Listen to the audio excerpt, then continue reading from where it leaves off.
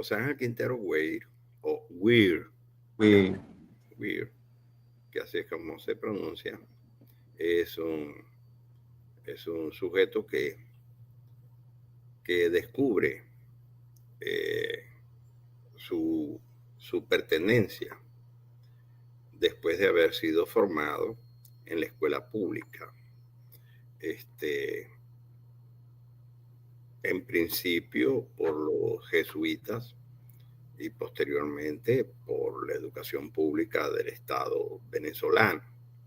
Este, sin pensar, sin tener conocimiento, separado de todo lo que era la memoria territorial de los pueblos a los que pertenecía, es decir, a los pueblos a los que debía su propia existencia. Eso, eso yo quiero confesarlo, es algo que descubro posteriormente.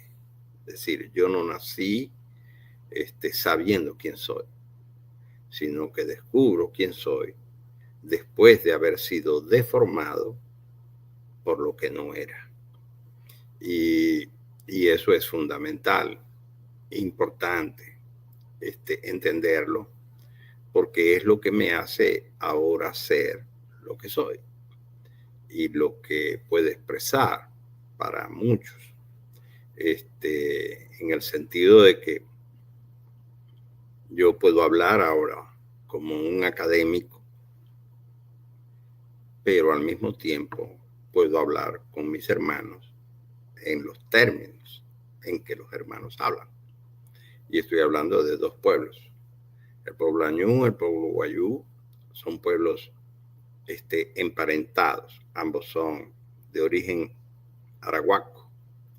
Los Guayú más fuertes y poderosos, de donde proviene pues mi abuela, y qué es lo que me hace, en todo caso, me habría hecho ser Guayú, porque la descendencia es por vía materna. Este, pero al mismo tiempo, mi papá, que lo tengo aquí en una fotografía, eh, era de descendencia añú. Y los añú fue el pueblo, o ha sido el pueblo más golpeado con la presencia de los blancos, pues los Ayouna, así dicen los añú. Los Ayouna, desde la conquista y la colonización, que en esta región del lago de Maracaibo, no la realizan los españoles, sino que la realizan los alemanes. Y estos son datos históricos que se pierden, que se pierden. Todo el mundo da por hecho que todo el continente americano fue conquistado por los europeos españoles, pero resulta que no es así. Grandes partes del territorio de Sudamérica e incluso de Centroamérica no fueron conquistados o no fueron intervenidos en el principio por españoles, sino exactamente por otras naciones, como en el caso nuestro, que fueron alemanes. Los alemanes de Augsburgo, que habían prestado dinero a la corona española para todos los viajes, ya sea de Colón y de otros, en sus primeras intervenciones en esta región, fueron préstamos, es decir, eso fue financiado con préstamos de los banqueros alemanes llamados los Belsa,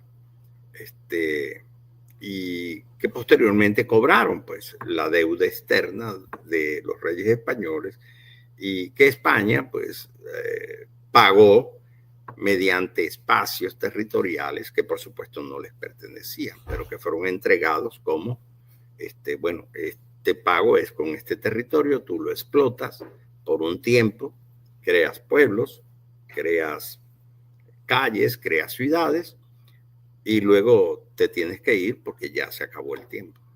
Eso no fue así tanto, ¿no?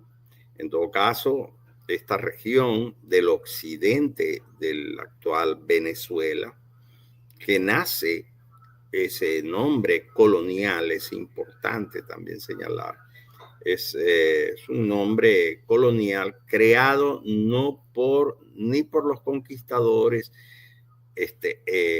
alemanes ni por los conquistadores europeos españoles, sino que fue creado por los primeros cartógrafos que que llegaron acá, encabezados por Américo Vespucci, del cual después, posteriormente, colonialmente fue llamado este continente como América. Pero Américo Vespucci fue el que nombró todo lo que es actualmente el occidente de Venezuela como Venezuela. Porque en esta región, en el occidente, en las orillas de las aguas, vivían, él se encontró con una población que estimó en más de 100,000 gentes viviendo en casas enclavadas en las aguas. Y eso le recordó a él a Venecia. Pero era una Venecia no de grandes infraestructuras, sino más bien de casas, de ranchos, de paja y madera, madera de mangle y de lo que llamaban árbol o palo de Brasil, enclavadas en el agua, dentro del agua. Y a él le recordó a Venecia, pero por supuesto no era la Venecia de su memoria, sino una nueva Venecia más pobre. Y por eso la llamó Veneciazuela. Y así quedó registrada en su primera cartografía, que es la que determina el nombre de esta región, que era anteriormente el occidente de esa Veneciazuela. Luego tomó ese nombre para todo el territorio de lo que es hoy el Estado venezolano. En todo caso, los añú, que son las poblaciones que habitan aún en la actualidad, enclavados en casas enclavadas en el agua, es la población que le da nombre a toda esta región del norte de Sudamérica. Y de allí proviene, pues, la madre de mi papá. Entonces, estoy mezclado. Soy guayú por el lado de mi abuela, que es la que determina, y añú por el lado de mi papá. Pero que yo asumí cuando descubro esa historia, esa memoria, yo asumí el lado de mi papá, no porque denigrara de mi mamá, porque por supuesto era imposible, porque además mi mamá era realmente impositiva. Pero sino porque el pueblo añú, a diferencia del pueblo guayú, es muy débil. Y a este momento es un pueblo que yo puedo decir ahorita, ahora con mucho dolor, que ya no existe, tal como me lo enseñaron las abuelas. Es decir, ya es otra cosa. De eso vamos a hablar, porque tiene que ver con el proceso histórico y la memoria o la construcción de la memoria de los pueblos. En todo caso, el pueblo guayú, sin embargo, es un pueblo muy poderoso, es tal vez el pueblo de mayor población, tanto en Venezuela como en Colombia, porque se comparten las fronteras o no existen las fronteras para ese pueblo en el lado de Venezuela y Colombia, y es muy poderoso porque es el más numeroso y porque además ha generado procesos de estructuración política organizativa capaz de intervenir o de hacer fuerza dentro de las mismas estructuras del Estado colonial. Y en cambio, los Añú, desde la propia conquista, fueron muy golpeados y desplazados, desterritorializados. Este es un término que al cual vamos a hacer referencia, por lo menos en esta conversación, varias veces, porque partimos del principio de que no existe cultura sin territorio. Esto es fundamental. Y por lo tanto, en el momento en que un pueblo empieza a ser desterritorializado o despojado de sus territorios, definitivamente es un pueblo que está empujado, siendo empujado a su desaparición. Esto no sucede con los wayú, puesto que los wayú, por su número, por su potencia organizacional, territorial y política, definitivamente han resistido. No es que no hayan sufrido cambios o no hayan sufrido procesos de transformación, muchas veces de ellas negativas, sino que definitivamente aún tienen la fuerza poblacional capaz de hacer resistir a esos mismos cambios. Eso no sucede con pueblos como el Ulañú o pueblos como el Guarao u otros pueblos de Venezuela y de América del Sur. En todo caso, ese pudiéramos decir que es el principio de mi reconocimiento o mi autorreconocimiento. La historia de por qué llegué a eso y cómo llegué a eso es un poco más larga y tiene que ver con un tío abuelo guayú llamado José Ramón Espinayú, que era ciego y del que me enteré cuando ya tenía 17 años. Ya estaba en la secundaria, estaba pronto a graduarme de bachiller, pero que yo no sabía, no conocía la existencia de ese tío abuelo, es decir, un tío, un hermano o tío de mi abuela guayú.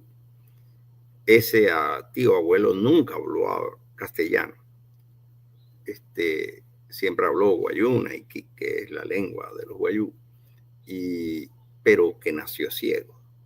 Y en la ciudad de Maracaibo, en ese tiempo, estoy hablando de los años finales de los años 40, comienzos de los 50, el racismo en contra de los guayú era evidente y fuerte.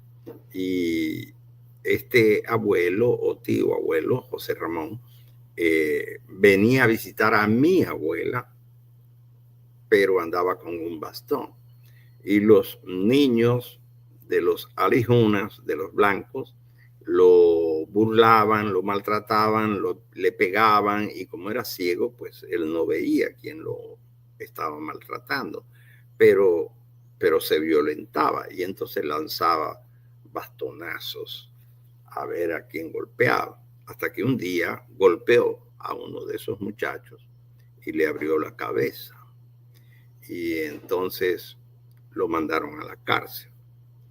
Y en la cárcel estuvo hasta que ya iba a morir, y entonces llamaron a mi abuela para entregarle el cuerpo del tío abuelo, para que muriera en la cárcel, en la casa, pues no, ya no muriera en la cárcel. Las autoridades se deslindaron de ese muerto y se lo dejaron a mi abuela. Y eso generó un silencio, una autocensura familiar que impedía que en la familia se reconociera o se autorreconociera como miembro de un pueblo diferente del de la ciudad, del de los blancos. Y eso formó parte de mí. Llegó el momento en que yo no sabía, pues, Yo creí que era blanco. Yo me creía europeo hasta que mi mamá decidió contarme esa historia de ese silencio, de esa censura, de ese ocultamiento que, que nos convierte en otra cosa, pues, ¿no? Por miedo, por temor, por represión de ese momento. Posteriormente, claro, en los años 70 ya, por supuesto, no teníamos ningún temor. Al contrario, desafiábamos la autoridad con nuestro propio ser, y eso fue lo que yo hice. Pero no me decidí por los guayú, sino por los añú. Sin embargo, por supuesto, los guayú son mis hermanos todos, y conozco, todos me conocen, todos, con todos comparto, no solamente con ellos, sino también con los barí y con otros pueblos de Venezuela, porque entonces me dediqué a eso, a estudiar, a entender, a comprender el proceso que nos ha llevado a despojarnos de nosotros mismos. Y he insistido entonces en la necesidad de recuperación del nosotros que somos, en el que no solamente están los indígenas, en esto sí quiero también hacer énfasis, no solamente son los indígenas, son los negros, son los campesinos, son los llamados mestizos, son los blancos pobres que definitivamente ya nacidos en continente, alimentados de otras formas de entender el mundo, son otra cosa, ya no son europeos. Muchos de los compañeros de Argentina, de Uruguay, de Chile, de la región del sur, dan prioridad a su conformación cultural a partir de la presencia de los migrantes o inmigrantes europeos que dieron forma a sus vidas. Sin embargo, y dieron incluso, esto aparte, dieron incluso por hecho la desaparición de aquellos otros que allí estaban. Pero ningún territorio, ninguna tierra está totalmente despojada de los seres humanos que la han creado. Todo territorio es o forma parte de un proceso de construcción de los seres humanos que la habitan culturalmente. Y por lo tanto, esa tierra se carga de esa memoria. Y aun cuando aquellos que llegaron después, aquellos que llegaron por cualquier vía a esos lugares, de alguna u otra manera se impregnan de esa memoria y su propio ser empieza a ser transformado en otra historia y empieza a generar otra historia que definitivamente los desplaza del origen que creen que tienen y por lo tanto se constituyen en otra forma cultural, en otra forma de existencia, porque toda existencia es territorial. Entendemos eso y entenderemos entonces que estamos en la posibilidad de construir otro camino.